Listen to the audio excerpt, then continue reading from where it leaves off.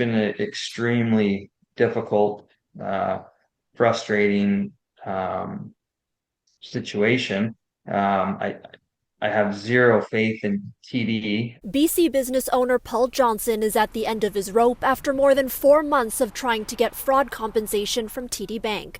Back in July, Johnson unknowingly fell victim to what's known as a smishing scam, where fraudsters attempt to gain access to bank accounts via text. So I received a text message from what I thought was TD, saying that there was a suspicious charge on my credit card. Johnson called the number on the text. The person who answered said they were with TD's fraud department. They had asked me the same questions that I get asked when I communicate with TD.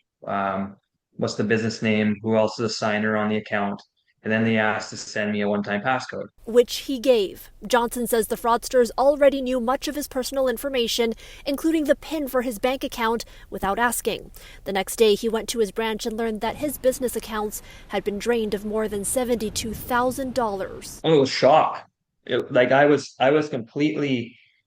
I completely thought I was talking to TD. Getting the money back hasn't been easy. Johnson says TD has denied his fraud compensation claim, including his 3 appeals, saying in part that in verifying information and giving the one-time passcode, he violated his banking agreement. If it involves a bank account or your debit account and some hackers or fraudsters are able to get access or your e-transfer, the chances of recovery, unfortunately, are very low. Cybersecurity expert Ritesh Kotak says part of a bank's fraud investigation includes whether there may have been negligence on the customer's part. Did you give up more information than you should have? Did you validate and verify? Were there opportunities to identify whether this was a fraud or not? They're putting the responsibility on the customer to know better here. Yeah, it seems that they're kind of shifting the blame. Johnson claims he didn't act carelessly at all, that the scammers were so sophisticated in copying TD's typical authentication procedures, he believed them. In a statement to City News, a spokesperson for the bank declined to comment on the case, citing privacy, but said in part, quote, "We're very sorry to hear about Mr. Johnson's situation and understand it can be distressing to be a victim of fraud.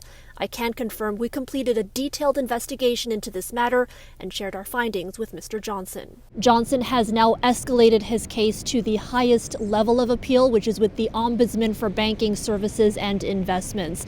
A decision has not yet been rendered. For City News, I'm Erica Natividad.